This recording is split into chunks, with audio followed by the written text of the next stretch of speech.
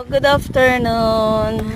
Gala naman si Minmin dito sa Saddle, sa tulay. Pero malamig yan. Ang mapayapang lugar, napakalamig kahit mainit. Apo, pakyut habang paatras ang laki. Ito, ang gawa ng apo. Yan ang hirap talaga sa apo kong yan. Napakaganda. Mainayos talaga yan. Minmin ay Pare ang lola, kailangan maganda. samahan ng apo. At si Bea, hi, babay ngiti.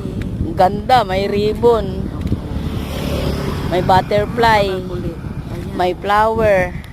Ano man makita mo yun. Ano pa? Sa paglakad. Ah. Pambihira talaga ang aking apo. May? Pero May namiss ko na tarintas. siya nung time. Hindi ko siya nakita. Nakatarintas. Sabi magkasama pala, I mean. Dahil nasa work ako at sila ay nasa amin.